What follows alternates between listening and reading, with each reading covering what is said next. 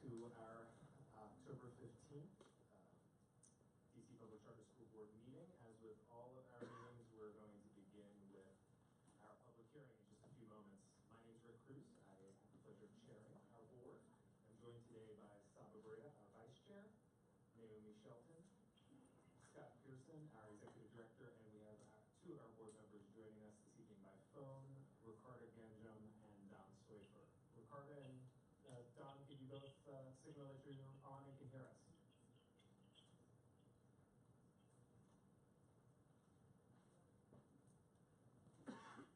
Don and Ricardo.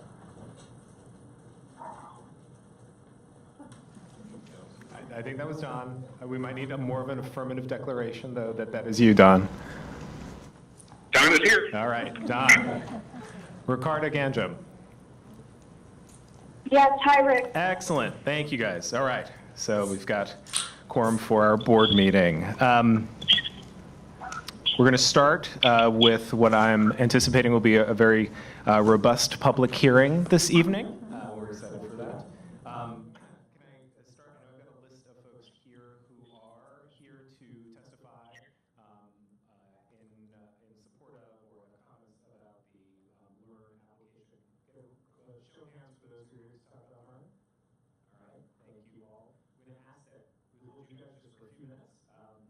Wanted to first open up if there Is anyone who would like to make a public statement, has anything to share with the board on issues not related to Learn? So we'll start with not related to Learn, then we'll give Learn a chance to speak, and then the Learn group will be coming up as well. All right. Excellent. Well then, Team Learn. I've got a list here. Captain Rodriguez, Jill Gatens, if I'm not mispronouncing your name, I'm sorry. Irene Holtzman, Shagrat Adamofanian, sorry, and Jock Patterson. Shakur is not here. Okay. And then I guess anyone else who's here to testify on behalf of the Learn application, please begin filling in the seats, and we'll ask you all to go. Yeah, right. Anybody can come up, unless someone feels very strongly about going first. Irene seizing the leadership opportunity. Good evening, Public Charter. You can all come up to just make it a little bit easier. Queue up. Everybody be queued up.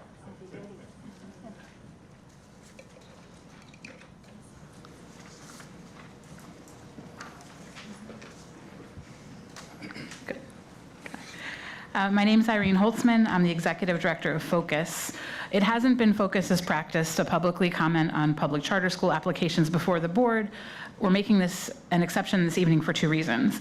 One, I served as a member of the advisory committee to the Ward 8 parent operator selection team, the Ward 8 Post, and have insight into the process they used in selecting Learn. Two, while most Ward 8 Post parents have submitted written testimony, they were not able to be here in person, and I want to be sure that their messages are amplified for the board as they consider Learn's application. The Ward 8 Post consisted of 8 parents, 4 from Ward 8 and 4 from the military. Over 6 months, they spent 3 hours every other Saturday learning about the DC education landscape, aligning their values, and creating, designing, and releasing requests for proposals to identify a school to open adjacent to the base. Throughout the process, I was struck by several things. First, I was impressed with the parents' willingness to commit such a substantial amount of time and energy to a school that in all likelihood their own children would be unable to attend. Second, I was inspired that despite the very different experience of Ward 8 and military families, their hopes and aspirations for what this school would be like were very much aligned. And finally, I was encouraged with the seriousness with which the Post approached the selection of the school. Parents invested a substantial amount of time in learning about education and public charter schools. 5 separate organizations provided training on topics such as the nuts and bolts of the DC public education system, the charter application process, the components of strong school culture, how to evaluate school quality data, and charter school budgets and finance. I have very little time, so I'm skipping, and I'll submit the rest in writing. In the end, the Ward 8 Post visit to Learn 6 left a strong impression on all the parents and was the deciding factor in their selection. The school is built around serving both families from Great Lakes Naval Base, where the school is located, and the surrounding community. The school is warm, welcoming, and the respect between school staff, teachers, students, and families is evident in every interaction. It was a pleasure to serve on the Ward 8 post, and if the parents were here today, they would ask you to listen to them. They believe that Learn 6 will provide a school that can meet the needs of both the Ward 8 families and military families. It's really fast. Thank you, Irene.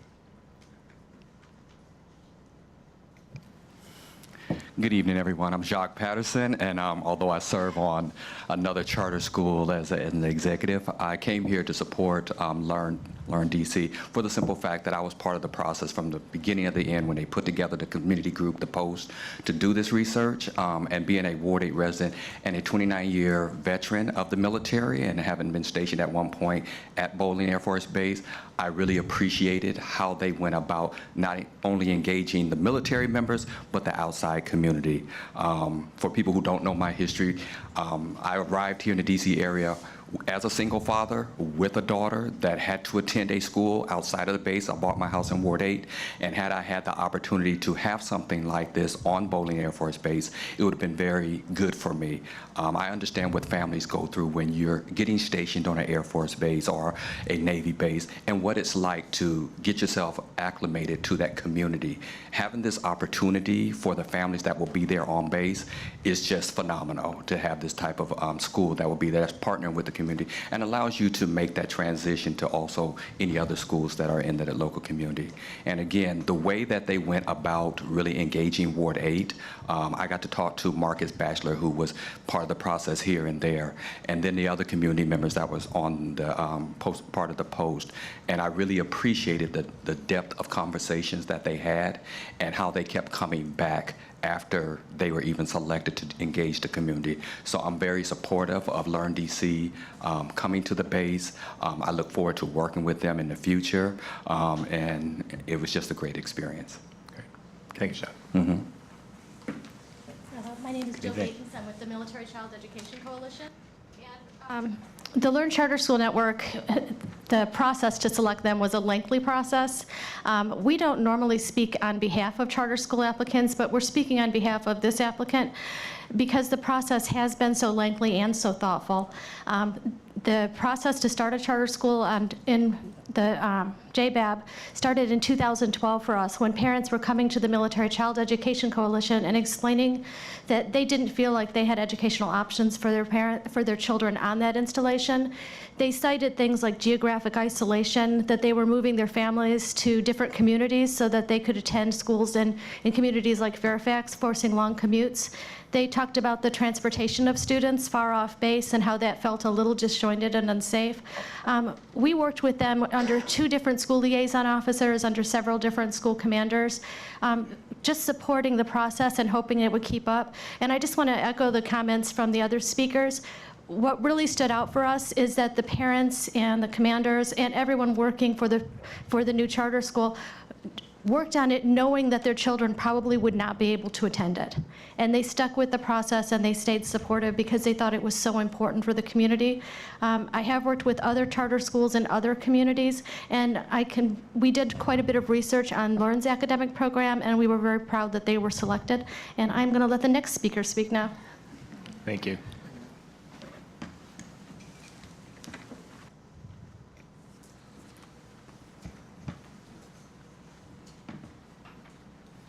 Good evening, Mr. Cruz and members of the DC Public Charter School Board. And thank you for allowing me the opportunity to speak this evening about the proposed charter school to be located on Joint Base Anacostia Bolling, or JBAB for short. I'm Captain Jose Rodriguez. I'm the commanding officer of JBAB, and it's my pleasure and honor to be here this evening to speak to you tonight. Our efforts to pursue increased educational opportunities for the children on our installation dates back many years before we were even a joint base. Most recently, in July 2013, our charter school progress gained momentum following a poll of JBAB resident families to determine interest with a non-base school. The results of the poll indicated that nearly 80% of our families were in favor of a school on our installation. We began exploring real estate options soon after, identifying an area on the north end of the base as a possible location for a charter school. In June of 16, with the help of Friends of Choice in Urban Schools and Parents Amplifying Voices in Education, the Ward 8 Post was formed. And this group included 4 volunteer parents from JBAB and 4 volunteer parents from Ward 8, with a mutual goal of establishing a charter school that benefited both the military and the local community families. In May 17, after a formal request for proposal was initiated by the Ward 8 Post, a charter school operator was selected. A number of charter school organizations had applied with the Ward 8 Post, visiting many charter school sites before finally selecting Learn as the operator. JBEB is committed to continue to work with the selected operator on determining an acceptable site for a non-based charter school. The potential preferred site includes an existing building as well as approximately 6 acres of land adjacent to the building. As a federal agency, United States Navy is subject to the National Environmental Policy Act, or NEPA, which for the purposes of our charter school requires a level of environmental study to be completed before a specific site can be approved. As of early October, our school liaison officer has started the work with the Navy Facility Engineering Command to initiate that study. And that's a tremendous first step, or a tremendous step in furthering Navy commitment to this endeavor, making our charter school finally a reality. As a commanding officer, I'm dedicated to supporting a charter school for the benefit of both our military families and our local community. Thank you again for allowing me this opportunity to speak to you tonight. Thank you. Thank you very much. So do we have any other folks here to testify on the Learn application before I ask the Learn team to, or our staff to join us? Afterwards, yeah. All right.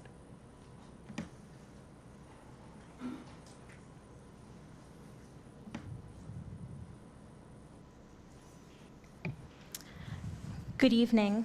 My name is Katie Damon. I'm a manager on the Equity and Fidelity team. Tonight, you will hear from a founding group, the Learn Charter School Network, who is applying to open a public charter school in Washington, D.C. The written application has been reviewed by DC PCSB staff, and the founding group has had an opportunity to explain more about their program during the capacity interview portion of the application process, which occurred on September 18th. Members of the DC Public Charter School Board staff and board have also conducted site visits to the Learn Charter School Network's existing schools, which are located in Illinois. Tonight is the public hearing. The group has 3 to 5 minutes to introduce themselves and their proposed school, and then the board has approximately 45 minutes to ask questions. The board will vote on this application at our regularly scheduled November board meeting. At this time, I would like to welcome the applicant group, the Learn Charter School Network, to the table.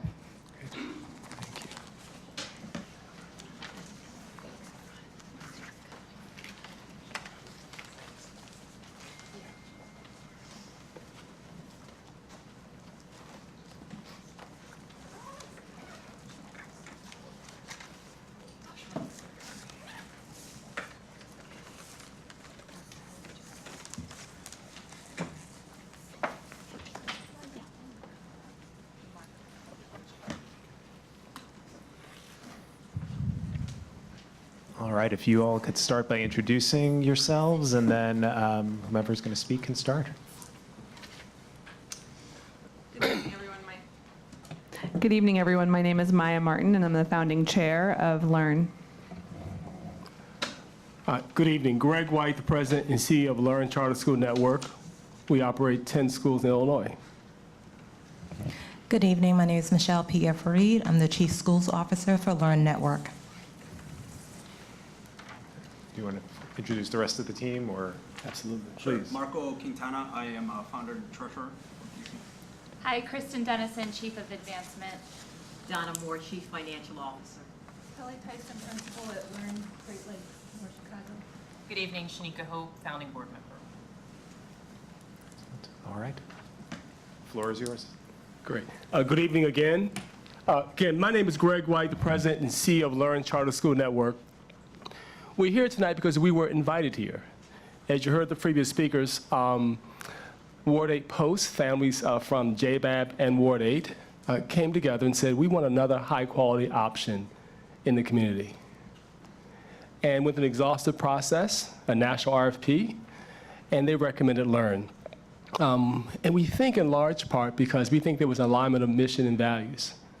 I think they liked the way we treat our families and our students. We promise a safe and nurturing environment, a respectful culture, the families, the students, and our staff. We're also here because we know there's unmet need in this community, as evidenced by the number of students who leave the community each day to go to other schools across the city, the size of the waiting list, the number of families who actually homeschool. So we're here because we got invited here. I think we're also here because families said they wanted something different. We are not a zero tolerance school. We know there are a number of sort of zero tolerance schools. That's not Learn. We say we're 99.9% tolerant. We want to serve all kids. Kids who come from tough backgrounds, kids whose parents are deployed across the world, kids who struggle, and kids who excel. We also, given the unique nature of this project, we have unique capabilities. They selected us because we were one of the few charter schools in the nation that has success, a track record, in serving both military and community students, and do it very well. I think is evidenced by the work we've done in Learn 6. And by the way, as you probably know, there are some nuances. There are some unique knowledge, different approaches to make it work.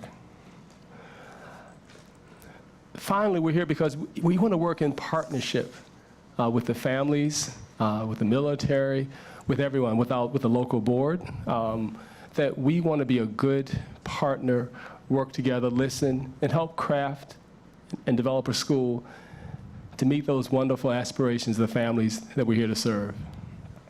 And I guess finally, we are convinced that this school and this new opportunity aligns perfectly with the mission and values and vision of Learn. That we do an outstanding job of sending low-income kids to and through college, and based on what the parents told us, that's what they want. And finally, we really, really, really want to do this. We're willing to devote the time, the resources, the people, the money, whatever's necessary to make sure this new school is successful. And we won't quit. We'll do our very best, but there'll probably be bumps along the way. But we will persevere and make sure that this new school is successful. Did you want to add something to this? Good evening, everybody. My name is Maya Martin, as I shared earlier, and in my professional capacity, I'm the founder and executive director of PAVE, which stands for Parents Amplifying Voices in Education. In my personal capacity, I'm a fifth-generation Washingtonian who used to be a resident of Ward 8 and now lives in Ward 6, and I am here today as the founding board chair of Learn in DC because this is the first of its kind process that for the first time in our history of our city, our parents came together to decide what kind of school option they wanted to see for their children in our communities, where 2 different parent groups came together over a year-long period where they met every other Saturday for 2.5 to 3 hours each time to talk about what kind of school they wanted to see for their children. They traveled across the country, visiting 3 schools in 3 different states, in DC, California, and Chicago, and the school that they chose, the school that they felt like was the best fit for their children, the school that would bring together 2 communities who have often been way too disparate and too separate, even if they exist in the same geographic location, was Learn. What they saw there were kids who were happy, who were thriving, who oftentimes we think of as being different because they might look different, there might be a difference in the kind of profession that their parents do, but who needed the same kind of care and attention. Where both communities were transient, where both communities had specific needs that they needed to be cared for and loved and have an academic environment that allowed them to learn, grow, and thrive. And that was what they saw in Learn. They did a rigorous process. They released a RFP that mimicked the PCSB charter application that added in the components that parents wanted to see around family and community engagement, and then they chose Learn from that process. And I'm here today in both my professional capacity supporting the work that our parents put together for the Ward 8 post, and in my personal capacity as the board chair of Learn. Great, thank you. Any other statements? All right.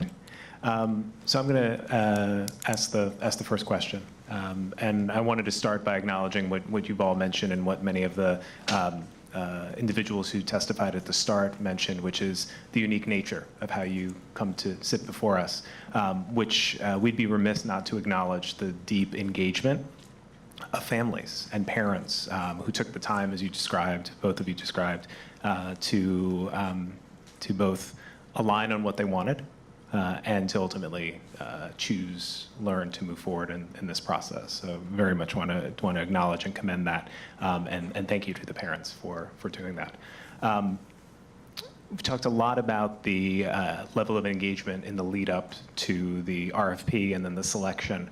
Would love to start now. My first question is around understanding the engagement that has happened since that time, and what the engagement with the parents has, as things begin to crystallize, as we begin to realize what Learn could look like here, what the engagement has been like, and things that may have emerged as new or different issues or questions from that process.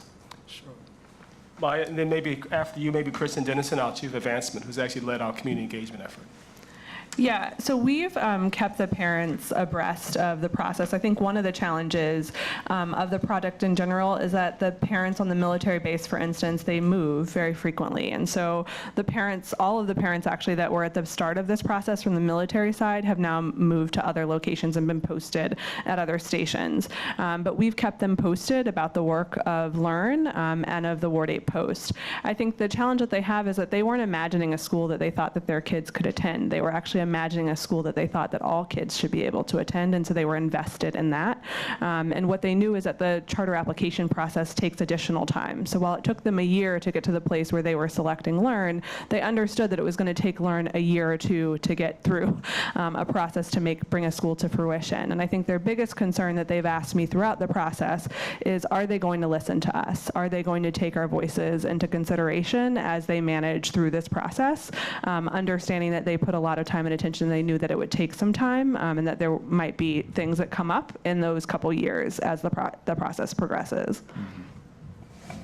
And then adding to what Maya said, this is not on, this is on.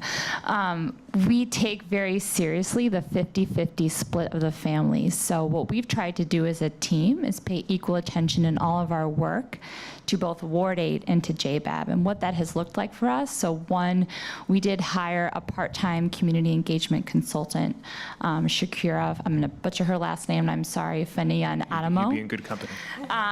Who she may be here later on this evening to start introducing Learn to Ward 8 as someone who's trusted in the community. We also spent time there ourselves, touring schools, meeting with leaders, and then hosting open hours for folks to come meet us at the ARC, specifically in Ward 8. And then from JBAB, also working with the school liaison officer who's here this evening, Kim Crutchfield, and her predecessor, Horace Franklin, on introducing families outside of the Ward 8 post to Learn. So I hosted an open house on base for families from JBAB to come meet me, learn a little bit more about Learn, and what we're interested in doing. So that's just been some of the steps we've taken since applying in August. You mentioned that the families who were initially engaged from the base side have moved on. What of those families who were engaged from the Ward 8 community? And I'll just clarify about the base families. 2 of them are still on JBAB. They're not here tonight, but they're still living here. And then 2 have moved internationally. So there are 3 families that were from Ward 8, and Tara Brown submitted testimony, and her testimony should be there. The others were Amin Beal and Reggie Workman. Unfortunately, they all had conflicts this evening. Reggie is out of town. Tara is taking care of her sister, who just had her leg amputated, but she's watching right now on Twitter. And then Amin was unable to come because of work commitments, but we've kept all of them abreast as well and kept them posted on the work of the post. Reggie is a very committed parent leader, so he works with us regularly. So they're all abreast of what's going on with Learn and the testimony tonight. Mm-hmm. And one last question, at least for me, on this topic, although I'm sure other board members may have others. Given the uncertainty as to exact timing, so should we choose to authorize the timing is out a few years, maybe there's more specifics around that.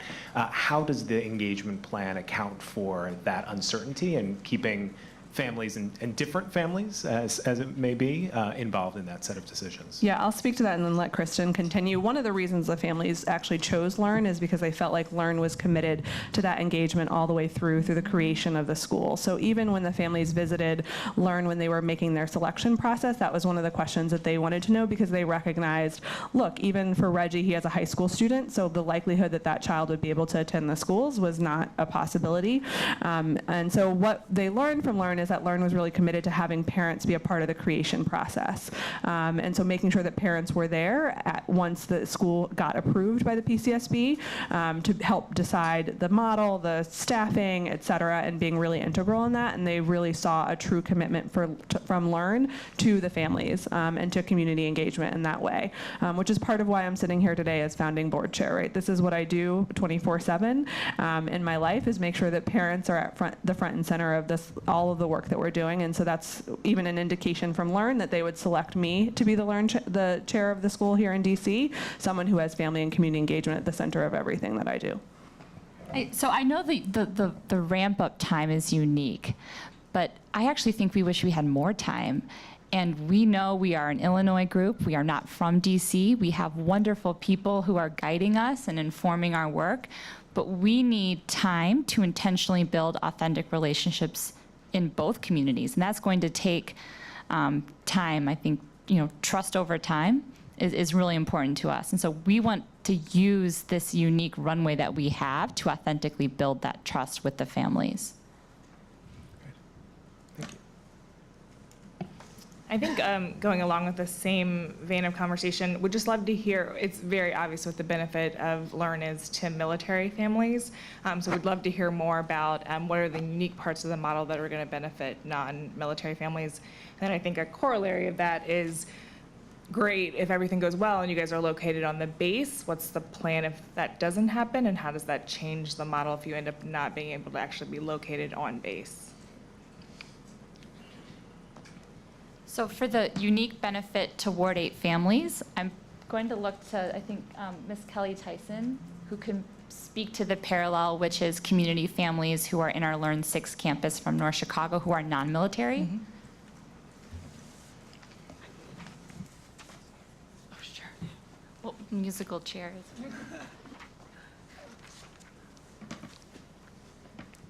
So we have So we have 8 different schools that are non-military schools in the Learn Charter School Network, and I think that just looking at the success of those schools and our commitment to those schools speaks to our commitment to the children of the Ward 8, but also, in Great Lakes, North Chicago area as well. I think that everything that we do, we come back to our core values. Our core values are the same for both military and non-military families. We have outscored the state in every area for students that are in our local communities in all of our schools. And so I think that the commitment is there. The commitment actually started with non-military families, and we were the 6th campus for Learn Charter School, and so we added military families when we became Learn 6. But our founding schools were actually in the same communities that are very similar to Ward 8. I would just like to speak to our model that we think that really does support that. And so when you look at our instructional model of having a longer school year, a longer school day, but then look at the intricacies of what we do during that school day. So we have a big component around social emotional learning. All of our campuses select a model that they believe will support the children that they have. But they all line back to our beliefs around how do we support the whole child. And so responsive classrooms, second step, and restorative practices is some of the models that our schools use. The other component that I think is important is how we use our instructional leaders and our teachers. So we have in our early childhood, we have one classroom teacher, and then we have an instructional assistant in the classrooms. And why we think that's important is for 2 reasons. It goes back to the SEL. So when kids need extra support, they need that loving face in the classroom that they can turn to, and there's someone that immediately can help them. And then there's still a teacher in the classroom pushing the instructional curriculum. And the other part that we really work on as well is thinking through how do we provide enrichment opportunities. And so Our organization truly believes in that. And so, like, one example is all of our kids go on a camping trip.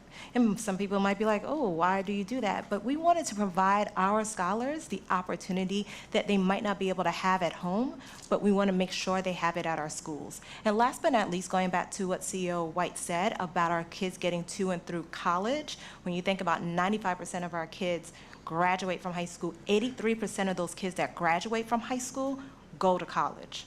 And that shows the instructional work that we do, and our high school placement coordinators support our kids going to great high schools, which gets them into great colleges. So when we think about our model, we think about the instruction, we think about the SEL, and then we think about the whole child and the supports outside of the classroom that we can do to make sure they're successful. Great. Just the latter part of the question around the plan if the base does not come through. So we have made, and I credit Captain Rodriguez and his team with this, a lot of progress on the facility front over the last several weeks and months since August. So we are committed to working with JBAB on a site. I think you heard tonight they're committed to working with us. So at this time, we are full steam ahead working with JBAB on that site. We have not yet have reason to believe that we need to have another site identified, because we do believe that we are working in good faith to get this done together.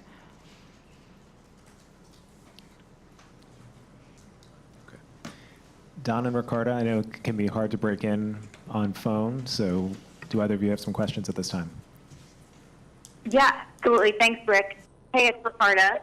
I had a chance to visit one of the campuses in Chicago last week, the one that's located on the Navy Post there, or outside the Navy Post there. And I had a question, just as far as building awareness of the sort of military culture with the community.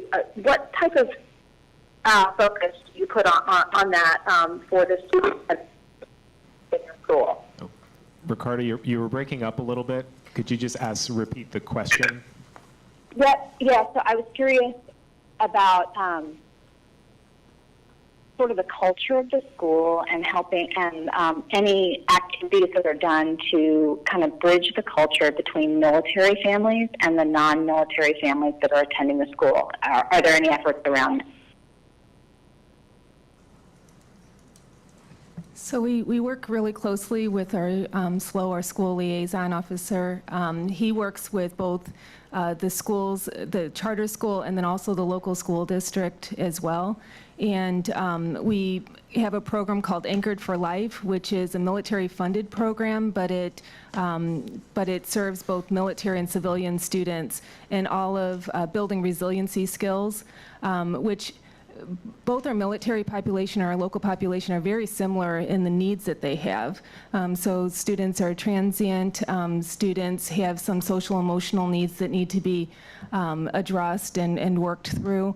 And then also, there's, kids are kids. I mean, there's not a lot of difference between the students when they come in our door and how we serve them, because, we strongly believe that students come in the door not just always with the academic skills that they need, but also the social emotional skills. So our responsive classroom program speaks to both military and non-military families. Every student starts out with a morning meeting. They greet each other every single day by name. They form friendships by working in groups together every single morning. They play games together, and then through Anchored for Life and through the responsive classroom program, students, there aren't barriers between the military and non-military. They work very closely together because, I think you can go to any school across the United States and all students have pretty similar developmental needs. Okay, that's great. I also noticed when I visited this school, I was talking to one of the students, and I think he was an 8th grader who was in his first year at the school. I'm curious about the enrollment, and it sounds like you're admitting students as late as 8th grade. Can you talk a little bit about it? What was it? 15 students. Yeah, the question was that Ricardo, when she was visiting, talked to an 8th grader who was there for his or her first year. Right. And is that general occurrence? We have a lot of conversation here about backfilling and encouraging schools to be thinking about bringing in students. We accept students throughout the year. So we don't have any date where we say we're not going to accept a student. And so our students come in, especially when you have families that do move around, whether they're moving from the city of Chicago to where we are on the base on Great Lakes. And so I think that all of our programming speaks to, I mean, we have social emotional kits that we work with the students. Our students are trained to welcome other students in a very systematic way through the Anchored for Life program. And so we have constant ways to welcome students and their families as well. So I meet with families each week, either in the morning or in the evening, to help them work into the culture of the school. Did someone else want to add?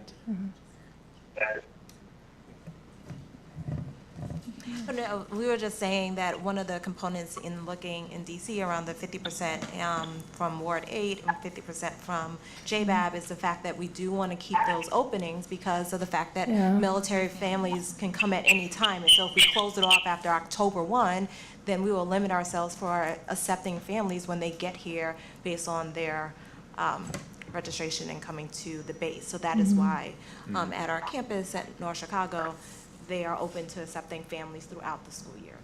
May I add one point also? I think part of the question was, she was surprised we were accepting 8th graders. And I know many charter schools want to start kids in kindergarten, add 1 grade level per year for 9 years. That's not our philosophy. We take kids across our network and much higher grades. Because where is there a need? Again, we want to meet the unmet need. Now, is it hard? Absolutely. Is it more challenging to take an 8th grader than take a kindergarten student? Positively. But just because it's hard does not mean you don't do it. And then we put things in place to help that 8th grader be successful. We have a short window, but we work really hard to make sure that students will be successful. Because it's hard to believe because the kid is, let's say they're in the 6th grade, 11 years old. We can't help that kid? Absolutely, positively we can. So philosophically, not just at Learn 6, but our middle school also, we'll take kids at the highest grade. A lot of 6th graders, more 7th graders, and a few 8th graders. The last piece is, if a parent has 2 kids, and they come to your school for a 3rd grade slot, a 5th grade slot, if you say no to the 8th grader, that parent cannot attend that school. You can't ask the parent to make 3 drop-offs. So we, in fact, again, what are the unique needs of that family, and how do we match their need with what we offer? Great, thank you. Okay, that's great. And I have one final question. Thank you so much. Go for it. And that is on the transition to high school. I noticed in Chicago that there's a heavy emphasis on sending your 8th graders to private schools. And I'm wondering a little bit about your thinking and what you're seeing in DC that may be similar or different to what you've experienced in Chicago with the high school transition. What was the question? Yeah. Oh, yeah. So North Chicago is different from the city. So in the city, there are college prep schools that are not private. So you have other charter schools, you have magnet schools, you have selective enrollment schools. In North Chicago, we have one public high school that students have an option for. In that public high school, 12% of the students are college ready, and our mission is college prep. So to send students to college. If the students get into the program in the high school that is a college prep program, such as AVID or the Schuler program, then that's a college prep program. But then we have 50 graduates typically in a school year, and we have about 25 to 27 other schools that are within like 25-mile radius that are college prep, that we try to allow or help our families with options to go to a college prep school. So it's not about whether it's private or charter or magnet or independent. It's about whether or not it aligns to our mission, which is college prep. And so our view here, as a former mother who has a daughter that graduated from a DC public high school.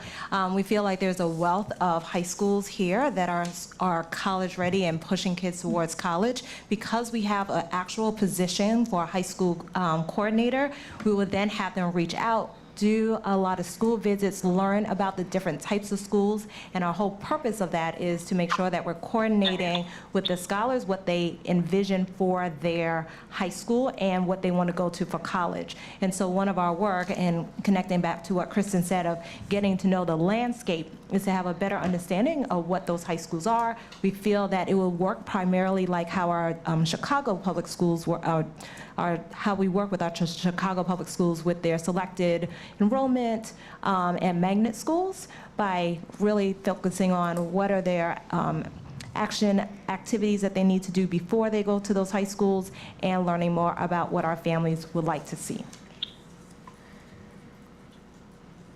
Ricardo, did that address your question? It does, thank you. And do you know what year is the first year that you would have students go into high school? I'm doing a little bit of math in my head. So our enrollment plan as it currently states is to open with grades K1, 2, 6, 7. Or have a 6th, 7th grade in year 1, which is 2021, 2022. So those students would then be 8th graders. Are those pre-K 3, 4, K? I'm sorry. And then, Yes, yeah. yes. Pre-K 3, 4. Right order, just a little. Yes.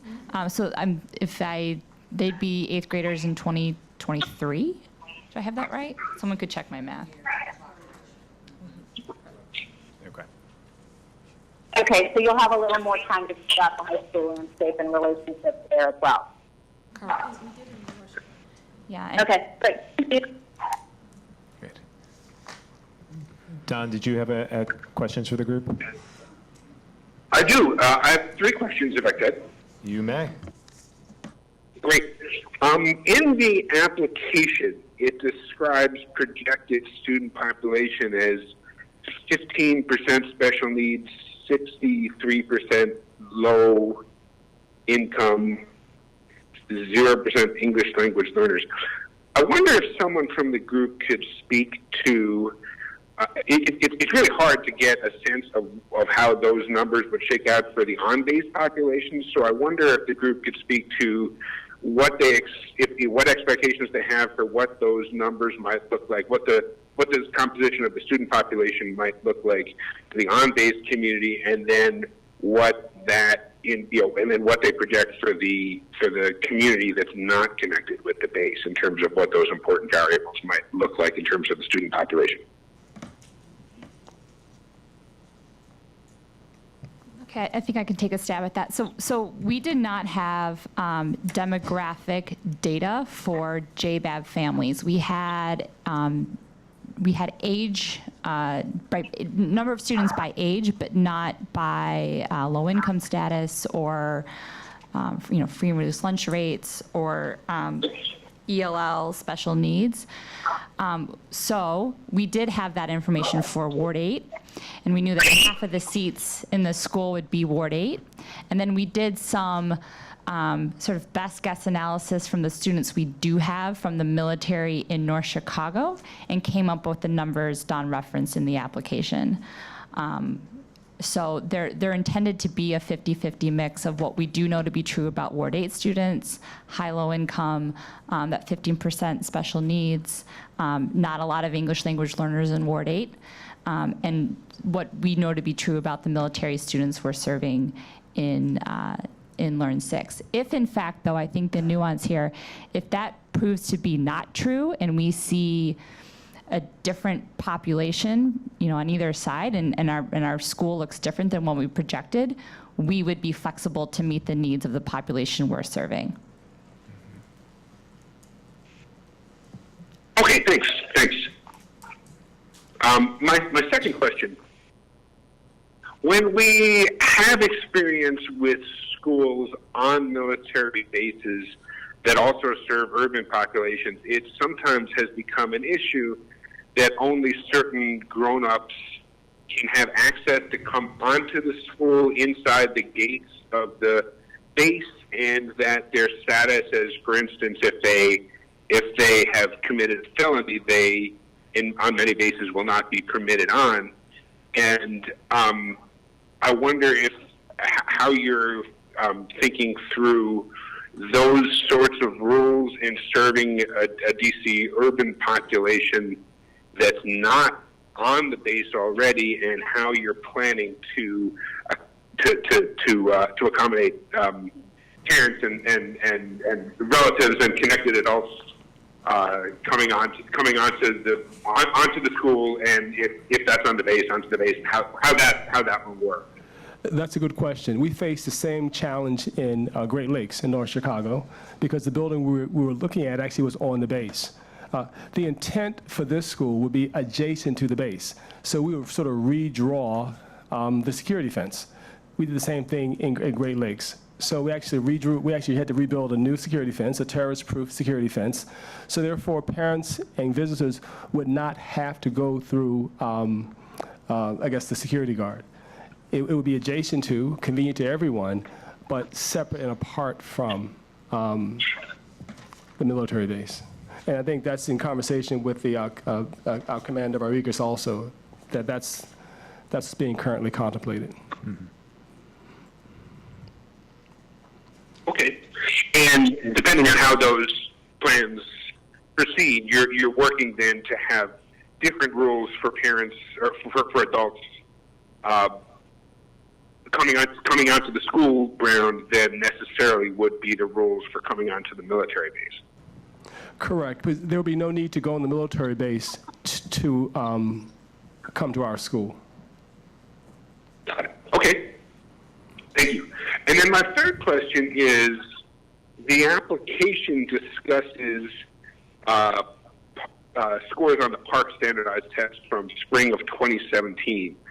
I wonder if scores from spring of 2018 are available, and if not, when they will be available for this board to factor into its decision. According to ISB, Illinois State Board of Education, those scores will be available by the end of this month, and that's when they lift their embargo. So by the end of this month, they've promised us we can share all the scores. So they'll be available before you make your final decision. Okay. And I guess that's where you were going with that question, Don, is to make sure that those were a matter of the record as we make the decision. Absolutely. Okay, thanks. Those are my questions. Thanks, Rick. Can I ask one, really one quick follow-up question as we were talking about the Ward 8 population. Given the structure of the My School DC lottery, the way you cultivate and recruit families for that school is through outreach, because you can't earmark those lottery slots for Ward 8 families or Ward 7 families. As you're thinking about the population of students that you want to serve, and you talk about this in the application, and to Don's, I think it was Don's question about the diversity of needs that you can find, whether it's a higher special ed population or unexpected English as a second language. Talk to us about how your scenario planning being able to deal with potentially a very diverse population of students across the school.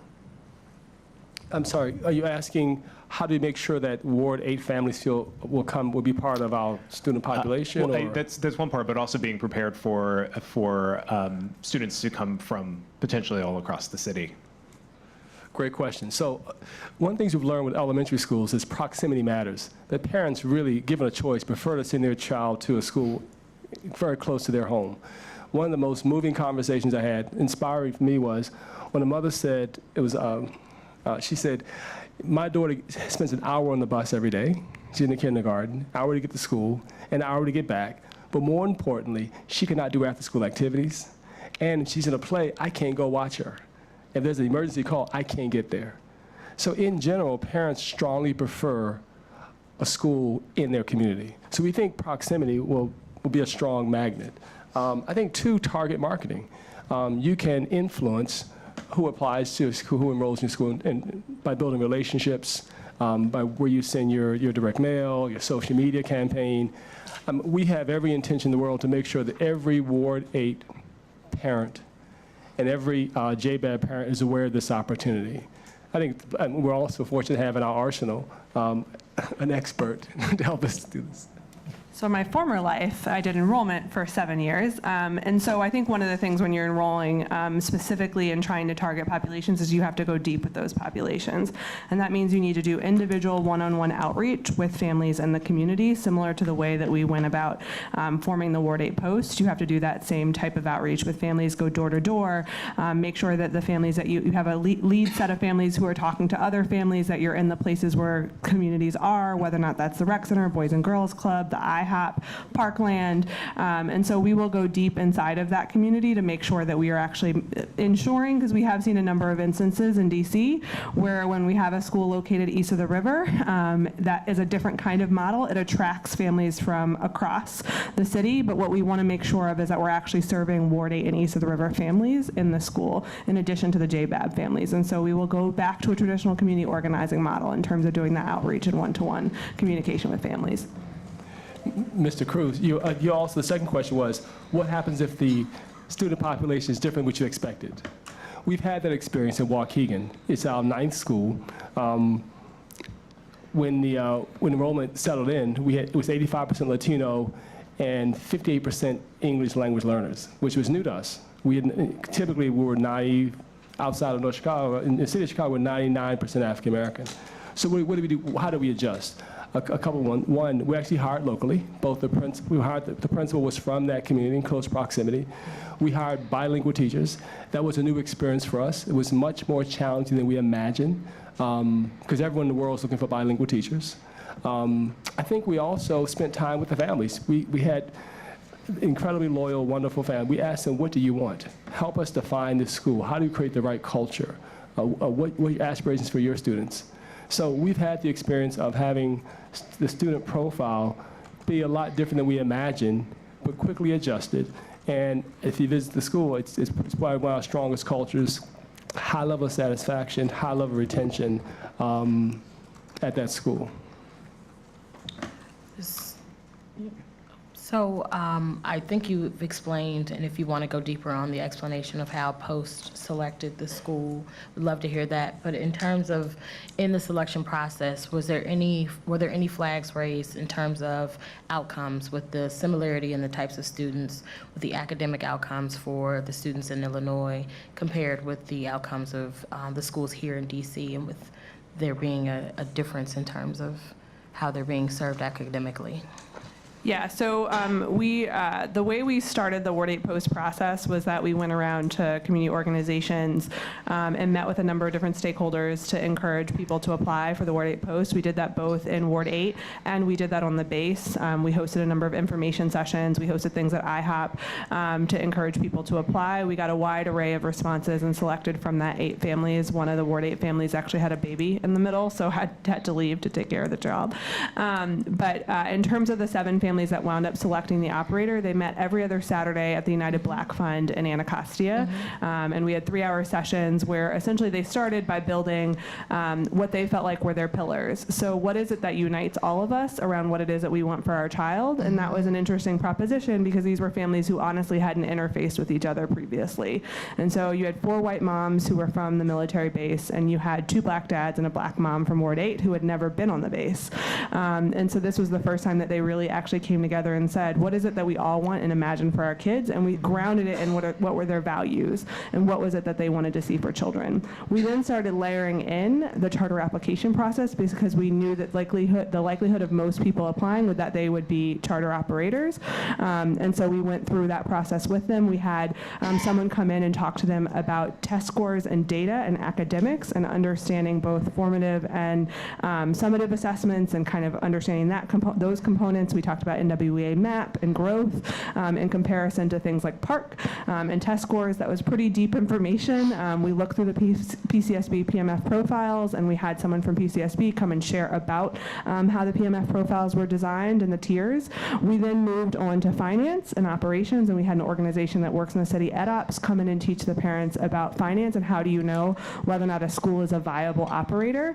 And we understood that they were not necessarily going to be financial experts at the end of that, so we did, on both the academics and the financial components, have EdUps put together a financial analysis of all of the operators who applied, and then we did a data analysis of all the academic data as well in order to share with them and to show the growth. The other components that parents wound up building out was a family and community engagement component, which at the time, a couple years ago, didn't exist in the new charter application process, and so they built that themselves and identified what that looked like and what they wanted to see as components of family and community engagement for an operator. And then they talked about school culture as well, and we brought out someone who had been a founding executive director of Capital City Public Charter School in order to talk about bringing together populations that were of racial difference, understanding that that might be a similar population to the school, and how do you build culture between families who might be from different backgrounds.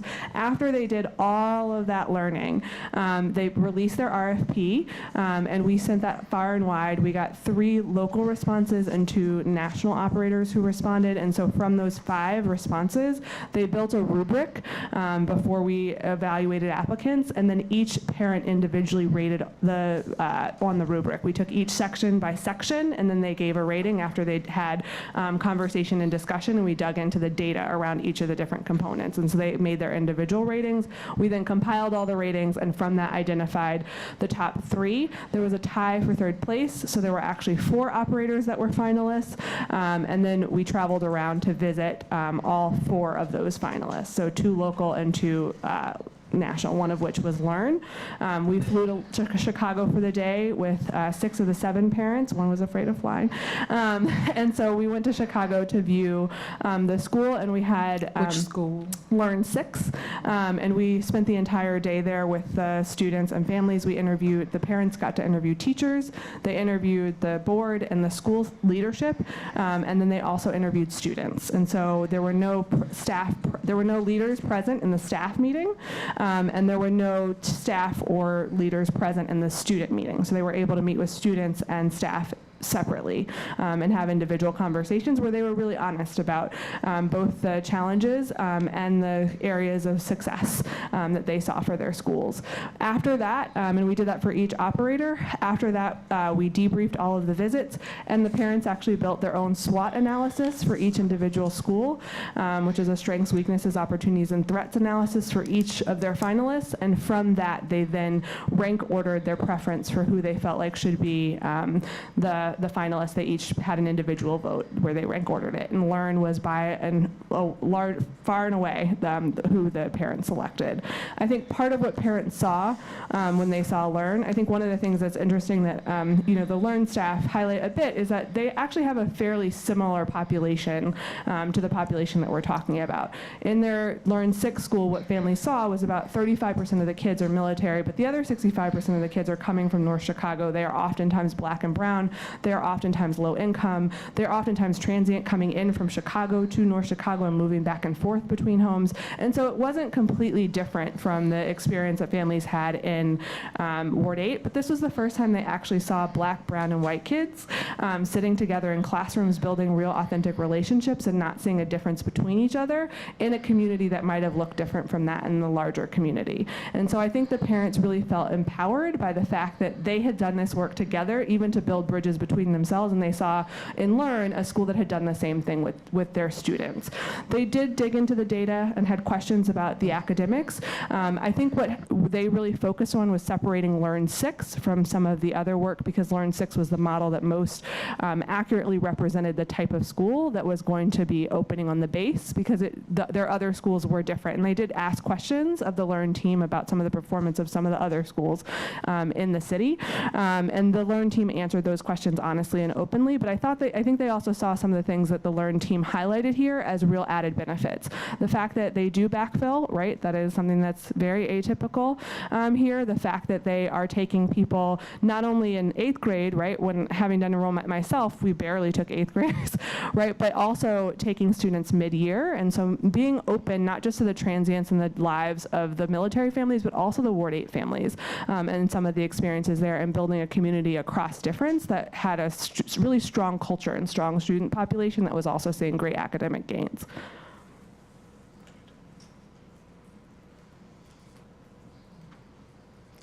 I have a sort of follow-up question to that.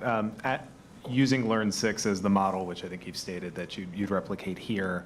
I guess I have a question, having visited, and thank you for showing me so many schools and seeing a lot of great things, is how different the level of need just might be for a Learn 6 model replicating where you're thinking of replicating. So I just love maybe some additional reflections on where there is great comparability, where the level of need will be different, and how you're feeling about the replicability of the model in that context.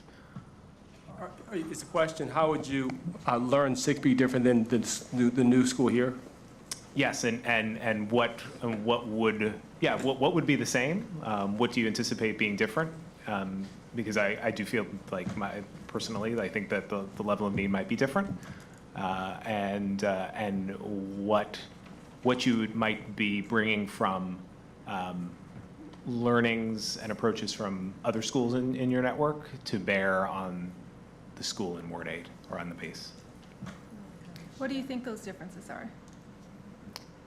What do I think Yeah, well, I know when you visited, you asked if the African-American kids in Ward 8 would be similar to the African-American kids at Learn 6. So what would be some of those differences that you were Yeah, I think that what we have seen in a number of our Ward 8 schools are high African-American population, and oftentimes many different levels of need, so more years behind in reading and math, and different levels of trauma. So we're just trying to really understand. Yeah, so we're trying to sort of draw the sort of comparability. The district, you know, when Learn 6 started at the district, it was the second or third lowest performing school district in the state of Illinois. So the students that were in the district, the African American, Latino students, were extremely far behind their peers, even further behind than in the Chicago public schools. Right. And so I would say that we have a very similar population of students, and we made a huge difference with the students. Now they're outperforming the state. African American and Latino students are outperforming the state. But we're seeing with the students that are in the local public school, they're still scoring about the same that they were 6 years ago compared to their counterparts in the state. So I think that it's deceptive sometimes that our students are different than the students that are in either Ward 8 or a different place. We have different results, but I think we have different results because of the amount of work that we place into the students, the amount of time. Our students can be on campus from 6 a.m. to 7 p.m. We have a strong after-school program where we give a lot of tutoring to students. We identify any child below the 50th percentile, and we give Tier 2 in interventions to them. We don't wait till they drop lower. Our first graduating class were students that Learn in only 2 years. And so we knew that we needed to close the gap, you know, very quickly in those 2 years. So we never have time to waste with our students. And so we have, I think, immediate responses to the needs of our students, but the needs are not different. It's just our response to those needs, I think, are immediate and different. When we were filling, so we opened K1, 2, and 3, and then 6 and 7 at Learn 6. And so we would get a whole group of new students in the middle grades for a couple of years. And so one year we received a whole group of 6th grade students, and it was the ISAT test at that time. And we had one student out of 60 when we received those students that were meeting or exceeding on ISAT. And because they were undereducated. And so they came to us, and we were responsible for, having the same results in 3 years with those students that we would have if we got them in kindergarten. And so I don't think the needs are different. I think the outcomes are different. I do want to emphasize, I was surprised at the suburbanization of poverty, that in North Chicago, the African-American students perform substantially below the city of Chicago. They're in single digits, Park, like 5% 2 years ago, probably 7% today. So they're actually worse off compared to other places. I think what's different would be a couple things. One, transportation. Right now, we transport all the students in North Chicago, so there's no one walking to school. I think two, here would be our own LEA in North Chicago. We're part of the district. The other big piece is high school options. We have no choice but to do great work there because there is no good high school. There's only one high school, just one. There's no charge, just one high school. And again, out of 800 high schools in the state of Illinois, it was third from the 800 school districts. It was third from the bottom. Not a great option. So we have no choice but to make sure our 8th graders are ready to get into the best private schools and earn scholarships.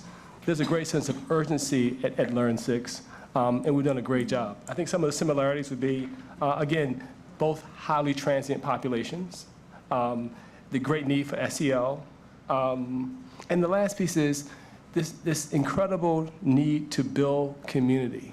I'm convinced after all the many years of education that it's a great school starts with culture, but you must very intentionally, explicitly build community because yes, on paper, these should be two separate, but Kelly's done a phenomenal job of bringing these communities together. To me, that's the secret sauce. Yeah, I would also say that when the parents visited Learn 6, that was a similar question that they asked, and one of the things that Kelly talked about in that visit actually was about the need of a lot of the families. And also, I want to make clear that we are assuming that all the families on the base are socioeconomically, middle class, and they're not. Many of the families that are on the base of varying races and ethnicities are receiving WIC and are on different kinds of assistance because of family size and income. And so one of the things that Kelly explained to the families that they offered were washers and dryers in the building so kids could get their clothes cleaned, some of the services for families. They actually had families that came out and spoke to the families about their experience and how even there were certain enlisted folks that asked to be restationed by Great Lakes in order to stay at the school because of the support that the school provided, not just to the students and their academics, but to the families as a whole. And so there was something uniquely different about what families saw from this model, what our families saw from this model and the way in which they engaged with families across the socioeconomic spectrum, and especially in a case where there were a number of families with great need. I just want to ask a little bit more about Learn 8, the middle school, just because you are asking to open up a middle school as well here. Given the focus on SEL, I was surprised to see the discipline rates were so high, suspension rates were so high for that school last year. So wanted to hear about that and kind of lessons learned and what would be different here, just given that stress you have all said on SEL. And then, of course, performance at Learn 8 is probably not as high as you would like, and so kind of, again, understanding what would be different here, doing, at my middle school, essentially the same. So I'll begin, and Michelle will pick up. I think Learn 8 is middle school only. It's 6 to 8. It's also a great entry point for Learn. So we have a large number of new students who are coming in middle school. We feed from other schools. We feed from other Learn schools, but it's also a large number of outside students who are coming in. So I think that from the academic perspective, it got off to a tough start. It was in a building that opened late, unfortunately, and it moved 3 times in the first 3 months. We got off to a really rocky start. It's taking some time to sort of stabilize the school. It's stabilized now. In terms of suspensions, it's actually, we've sort of, I think, had a major turnaround this year. We have new leadership, second year in. You've seen a dramatic drop in suspensions, which I'll share with you. But also, even during this tough period, you'll see the expulsions were very few expulsions. They probably had 1 expulsion from that school. So yes, there was more suspensions than we would like. That's been corrected.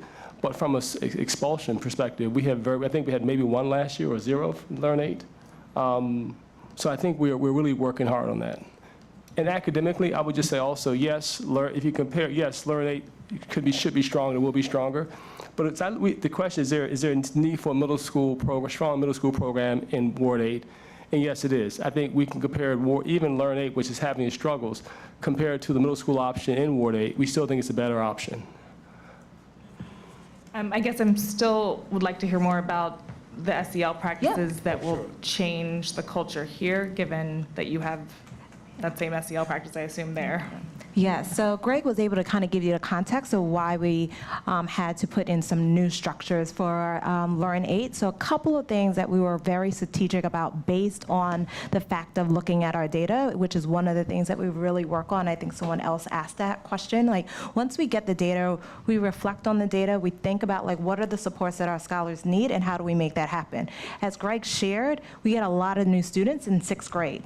So one of the things we decided to do this year was how do we help our scholars learn the Learn way before they get into Learn?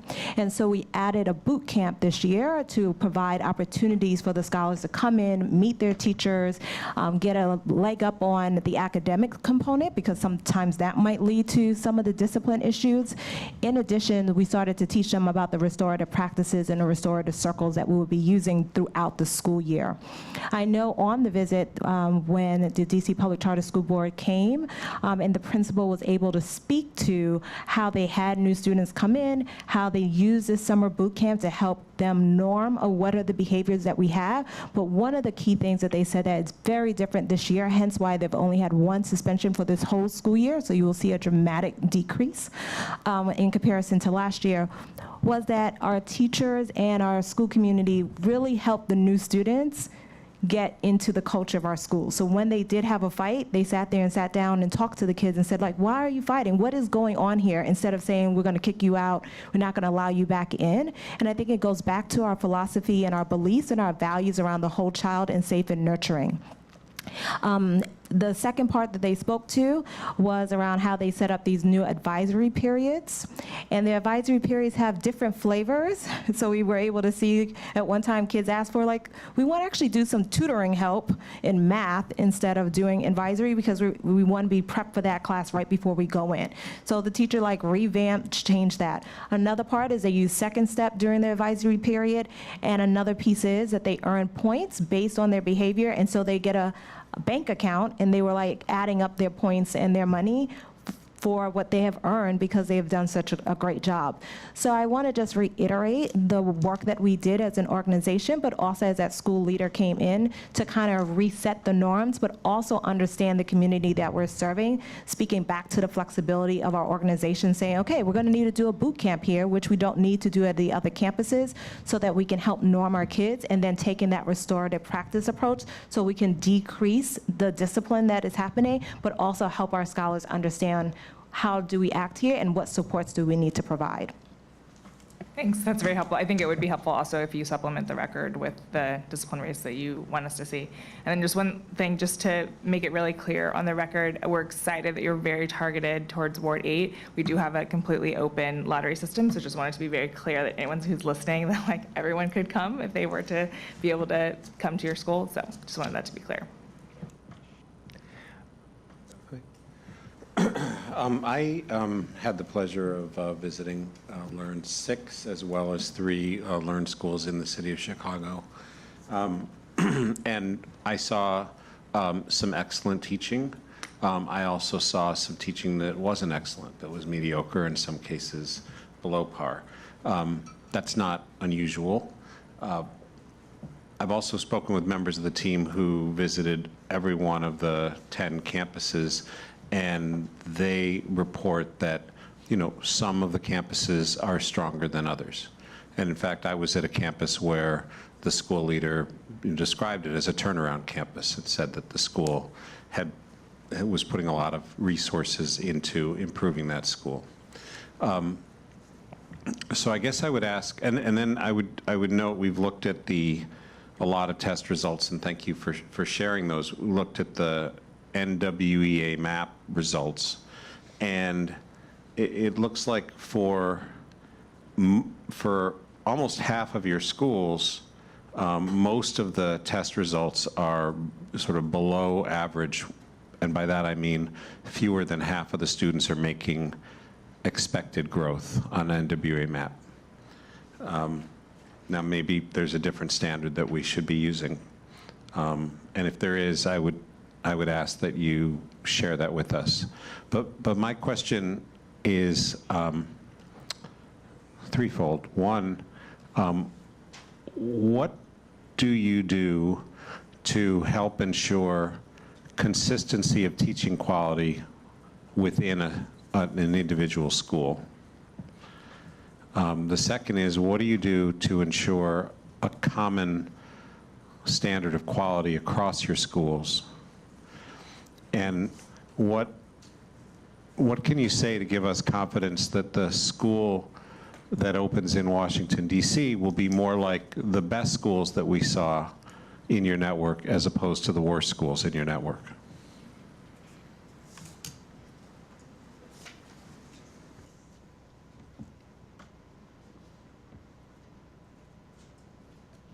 So I'll repeat the questions. So it's one, what do you do to ensure consistent quality, teacher quality? Two, what do you do to ensure a common standard of quality across all schools? And what can give you confidence that this will be the best, replicating the best we've learned versus the worst? Yes. Okay. Michelle, you want to start? Yes. So that's pretty much my work. So I'm excited to talk about that. There's a couple of things that I think that Learn has a very strong foundation about, from the values to the beliefs and selection process of staff. And one of the things that we are making sure that our school leaders are doing is really implementing our Danielson model. And so we revamped that process this year. To having coaching cycles every week with our teachers. So that's one piece to ensure that we're getting better consistency with teachers. And then if teachers are not on track with their coaching, then they will be put on an improvement plan to actually push them as quickly as possible, as fast as possible, to getting to the level that we expect them to be. So that is new this year. We've always used the Danielson model, but we're really going deep around teaching practices and the coaching teachers. So previously we would do more of a formal observation, come back in 6 weeks and see them again. Actually, we're doing a lot more dipsticking day to day, giving feedback and working on another practice. So that's one piece that we're working on to have consistency. Another level, as an organization, we have worked with our school leaders around what are we looking for. So in our principal PLCs, we're spending 3 to 4 hours talking about instruction. What are the key things that you should be doing when you're meeting with teachers to unpack the modules? How do you look at lesson internalization? How do you identify gaps that teachers have? And then how do you fill those gaps before they teach it? Then they meet with the teachers weekly to discuss their lessons and have a deeper conversation about what's going on. Then we've added this year with our Illuminate more dipsticking around assessments. So we will be giving a weekly assessment now after every core module, and our math assessment after every core unit. So then principals have data frequently to be able to check to see that teachers are teaching towards the standards and making sure to provide those supports. So that's the first part that I want to state. The second component around consistency of the schools across, and that is something else that we are working deeply on. But there are key foundational pieces that are across our network. So our belief around our kids, a way that we treat our scholars, that is consistent across all of our schools. What we're getting tighter on is the programs that we're using to make sure to provide the SEL approaches. And so we are making sure that every school has Tier 1 and Tier 2 supports around SEL and around academics. And that would be new, in the sense of making sure that it's consistent across each of the campuses. As Kelly spoke to, identifying where kids are and then providing them the supports that they need, that is something that we're going deeper in this year as an organization, because we want to close the gaps as quickly as possible. So our data cycles that we're doing across the 10 campuses is much deeper this year as well. And last but not least, how do we ensure that we're making DC the best campus? I know Kelly will fight on that. So would be as great as Learn 6 would be around the fact that we have 3 components that we are working with Kelly on to make sure that we will have like a strong leader to come up. So we have our resident principals so people can learn exactly what the key work that we want to see happen is.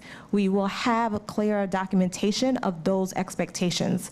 So I think it will be easier to replicate because we're going to codify our practices that we have in Learn 6, codify the key practices we expect as an organization to bring to DC, and then I believe the supports that the organization will provide in-house, whether bringing them to Chicago or us coming to DC to provide and be consistent with. And the last piece is, I think, the strong board, and we have the members of the board here who will be on the ground, who know what great schools look like and can give consistent feedback to the executive director to make sure that it is happening, I think will also lead to great results.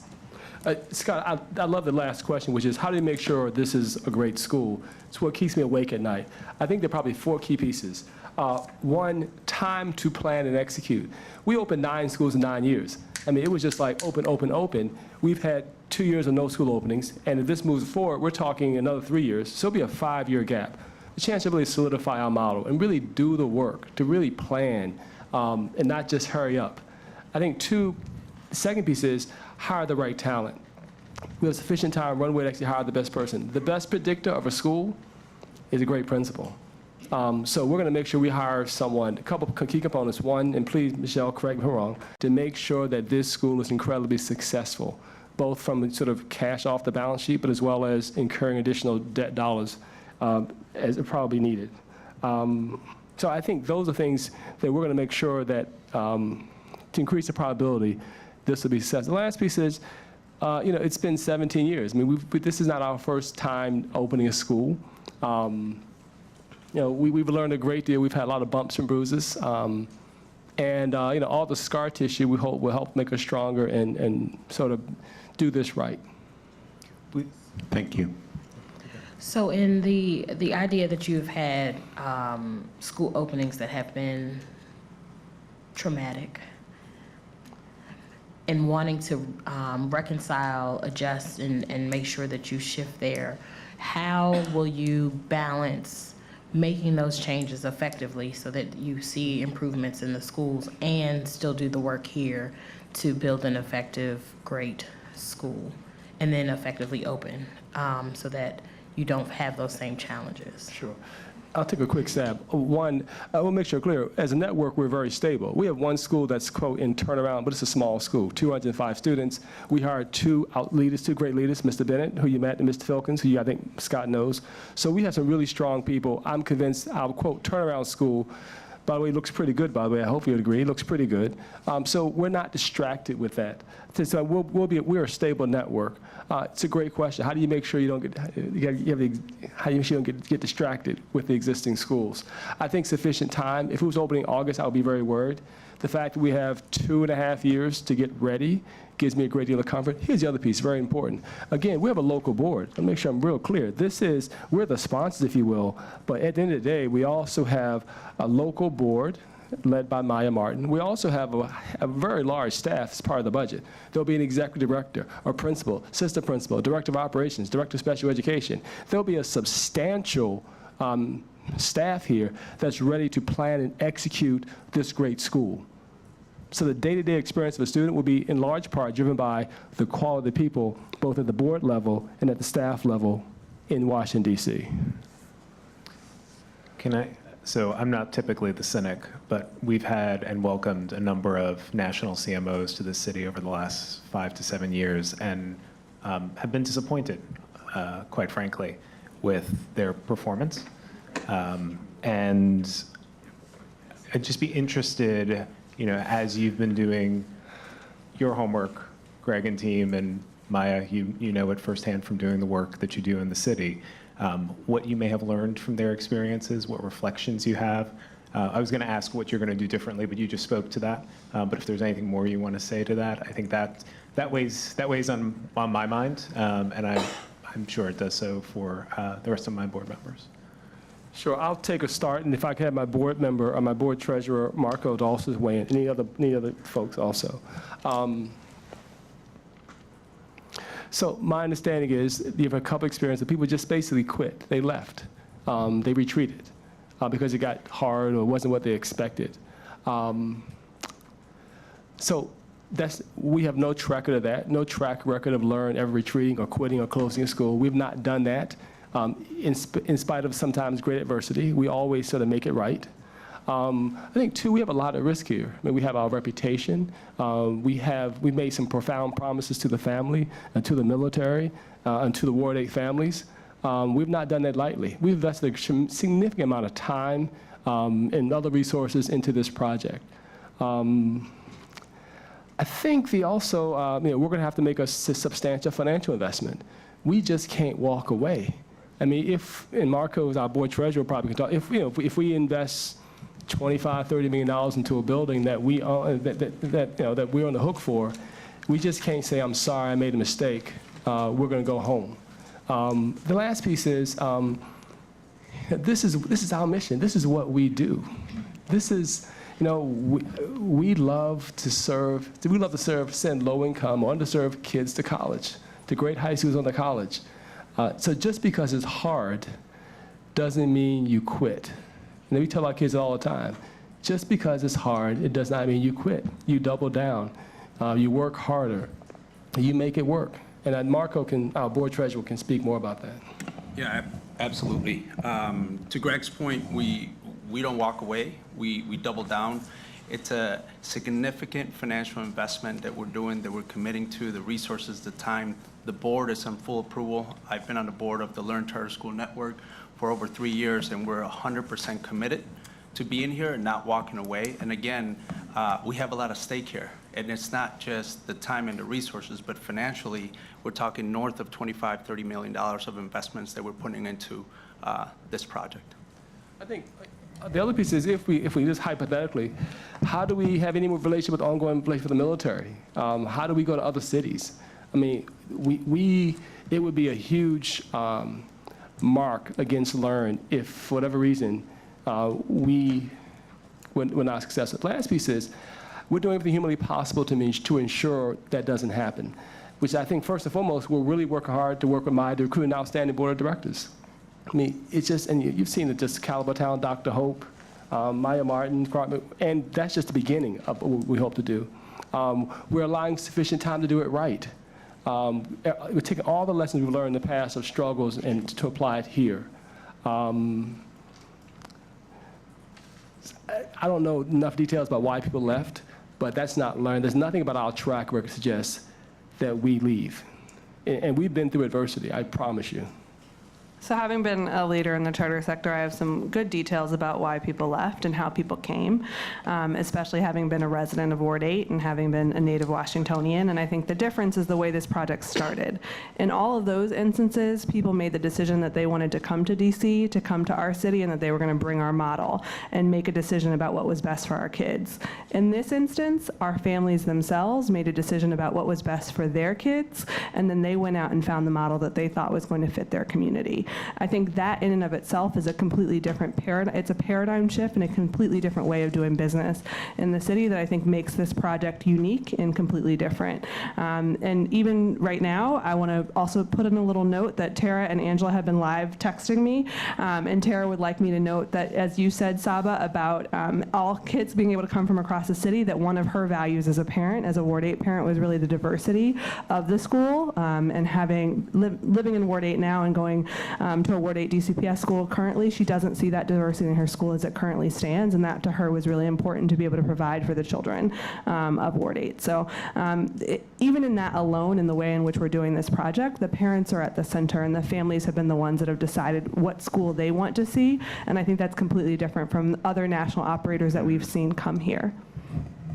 Can I ask, I guess, as a flip side of that, sorry, just one last question. The flip side of that is when we look at the governance structure, the sole member structure is one that sort of fights against that a little bit for reasons that I'd love Greg and others to comment on, and I have some level of understanding of why, but it is that balance. So Maya, as the board chair. Yep.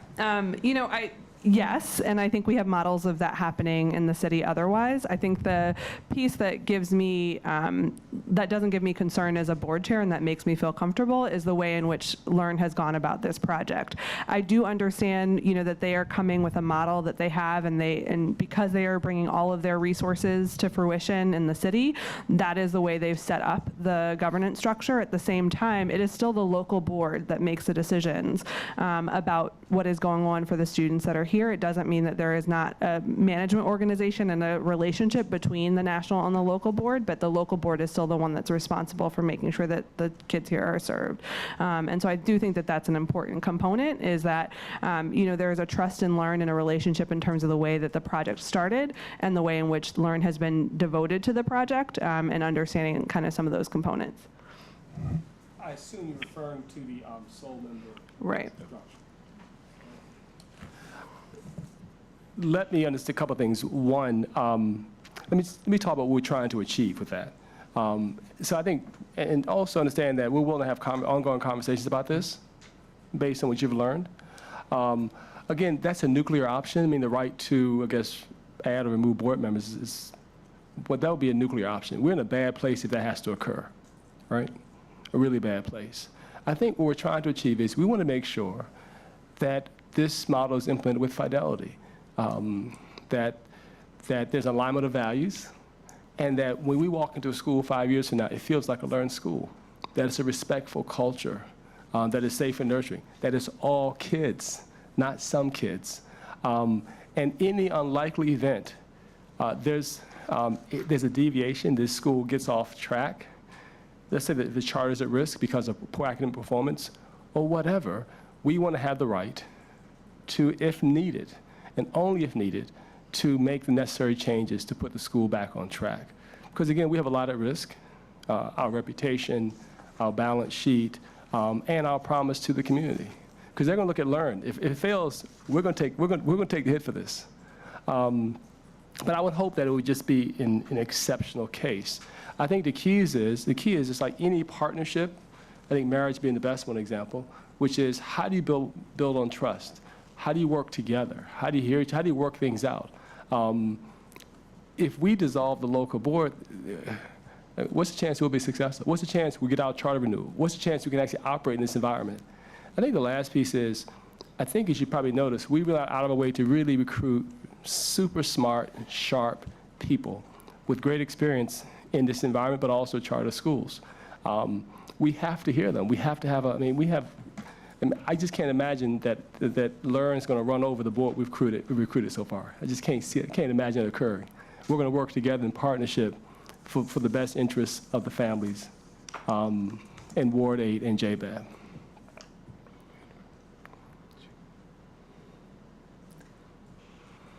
No? One last question, more clarifying. When we think about the enrollment projections, I know Don asked about this a little bit. So 220 starting off 4 grades, you're assuming half of those come from the base, and are they equally distributed among the grades? Are you assuming like 50% each grade? Is that the idea? Okay. And what's the base enrollment based on? Like assuming that you'll get 50%. Are you asking how many kids are there on the, how many students? So that's a hard number. Like they shared, we had understanding of the ages of the kids in the base. What we do know is that in the early childhood grades, both of the base CDCs are over-enrolled and oversubscribed, and they cannot fill their programs. We also know there's a very high percentage of homeschool families on the base currently who are not electing to attend a charter or a DCPS school because they are off of the base and because of the programmatic models and the distance that they have to travel on the buses for some of the other options that they would elect.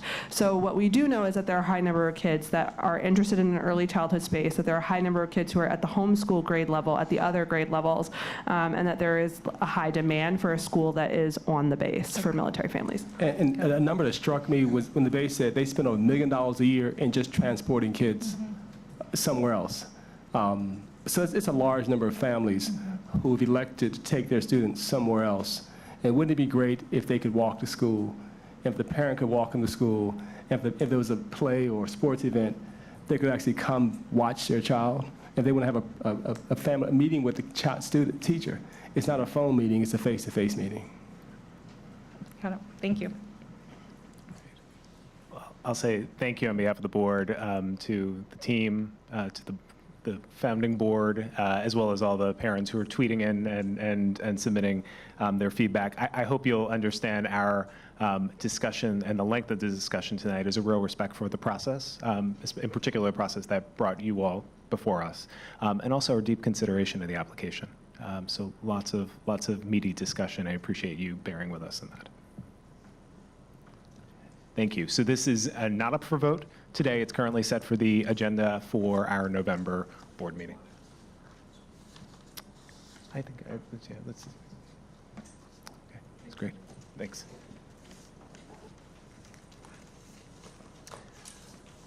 All right. We're still in the public hearing section of our board meeting this evening. So if I could have our staff come up who are, Erin and Rashida, maybe you both can come up and we can address the other items we're looking to introduce.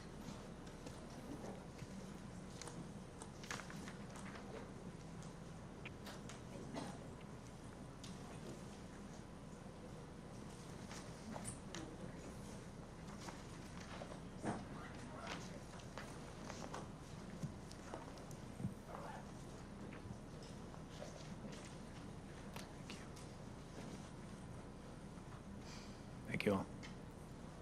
Thanks, Greg.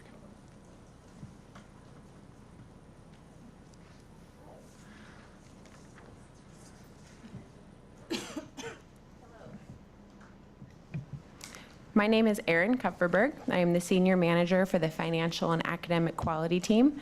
Tonight we are holding a public hearing for the Elect to Adopt the PMF as Goals policy revisions. This revised policy now includes adult education schools. With the newly approved summative adult education PMF framework beginning in the school year 2018-19, adult education schools can now elect to adopt the PMF as their goals and academic expectations and be held accountable to the same goals as the pre-K to 12 schools with the PMF goals as their goals. At this time, DC PCSB has not received public comment related to this policy. The public comment period ends on Wednesday, October 17th. And we will have an opportunity at the close of these three items for any final public comment if anyone has it for this evening. But, great. Do we have any, oh, sorry. I don't know if anybody is here to come and speak regarding this policy. But we will create time for that. Ricarda and Don, any questions or comments on what Erin just put before us? No, thanks. No, thank you. All right. I had the pleasure of joining for one of these conversations with some of our LEA leaders in this, in particular in the adult ed space. So I feel like we've gotten some good feedback, and it's good that we'll continue to get feedback, but I don't have any particular questions at this point. Okay. Thank you. All right. Rashida. Hello, I'm Rashida Young, Director of the Equity and Fidelity Team. This is a public hearing for revisions to the transcript audit policy, which was open for public comment on September 17th. We have revised the policy to provide clarity on the documentation that may be reviewed during an audit. First, language has been added to the policy noting that the transcript audit review team will check the transcripts of any students attending non-public schools to ensure those students have met the graduation requirements for their respective LEA. Additionally, language has been added noting that the review team may request documentation that the school's board has approved transfer credits from a given outside institution or criteria the school's board uses to accept transfer credits in situations where a student is enrolled in one LEA but enrolls and gains credit for another course at another institution.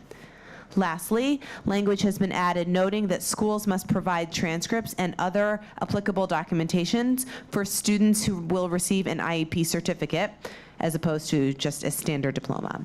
The vote on the final policy would be held on November 19th, 2018. Board members, any questions? Don, Ricarda? No, thank you. I'm good, thanks. You all have done a great job of laying out the changes in the memos. I think No that's problem. why we don't have particular questions at this time. No problem. I can move on to the final policy. So we also are having a public hearing for revisions to the mandatory school notification policy. This was also open for public comment on September 17th, and this policy highlights the specific scenarios in which public charter schools must provide notification to the DC Public Charter School Board and the process for doing so. This includes notifications for unscheduled school closing, health and safety crises, key personnel changes, and others. We have revised the policy to add modifications to management contract to the list of required notifications. The vote on the final policy would be held on November 19th, 2018. We have not received any public comment for this policy or the previous policy I was speaking about. Why was the modification section added? So this was added because actually to align to PCSB's procurement contract policy, which notes that schools, if they make modifications to a management contract, must notify PCSB. There wasn't any mechanism for schools to notify PCSB. And while it's simply a notification, if PCSB does have any concerns about the modification, then we will, on a case-by-case, reach out to the school and open discussions on it. For the sake of the public record, could you give maybe one or two examples of change to the management contract that could come up? The term of the contract, the length of the contract, the cost of the contract, what the service that's being provided by the management company to the school. If that were to change, it's not saying that the Public Charter School Board would have an issue with the change, but we want to know because these are things that are essentially attached to the school's charter. So if there's going to be a change, we need to know about that. Both significant and significant, potentially significant in scale. Right. Do we have to approve changes that are made to a school's management contract? So we say this is just a notification because we don't know the universe of those modifications. So based on what the change is, that, I suppose at that time that would open a dialogue to whether or not PCSB had concerns about that modification. But at this time, there's not like an approval mechanism attached to this policy.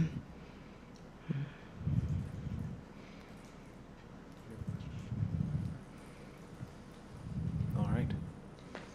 Well, if there aren't any other questions from the board, Erin, Rashida, thank you. Thank you. And before we go into our actual public meeting, is there anyone here who would like to make any public comments? Josh Boots looking straight at me and not rushing to the dais. Let this be recorded. He looks like he's trying to leave. All right, so our public hearing portion of the meeting is over. I will immediately start the public meeting. And to start, could I get a motion to approve the agenda? I move to approve the agenda of the Monday, October 15, 2018 meeting of the Public Charter School Board. Can I get a second? Second. And all in favor? Aye. Aye. Don? Aye. Ricarda? Aye. Aye. The unanimous passing of the motion to approve the agenda. All right, kind of light meeting after a big public hearing. The main thing on here is the consent agenda, which I think many who normally watch us know that it's a lot of more sort of administrative items here, but everything that's included is reading into record the administrative contracts, changes to and approval of different charter amendments, and then voting to open a number of items for public comment. So before we vote on the consent calendar, I'll just ask if there are any board members who have any concerns with any of the items and want them removed or want to state recusal from any of the items on the consent agenda. I'll take that as a no. Then I will take a motion to approve the items.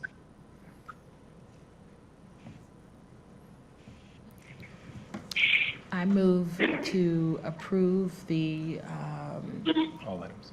all items on the consent agenda. Okay, I've got a motion to approve all items on the consent calendar. Second. Second. All in favor? Aye. Don? Aye. Ricarda? Aye. All right, so that motion is approved. And then the last item is if there is any new business. So amongst our board members, anything else we want to flag? That is a resounding no. All right, so if there's no new business, we'll open the floor for any last public comment. Going once, going twice. All right, then the fastest public meeting in history. We have a motion to adjourn. I move to adjourn the October 15, 2018 board meeting. And second? Can I get a second? Second. And we got a second. All in favor? Aye. Aye. Aye. Don, I heard you at aye. Ricarda? Aye. Yep. Aye. All right, we are adjourned. We'll see you back here in November, just in time for Thanksgiving. Thank you, guys. Thank everyone.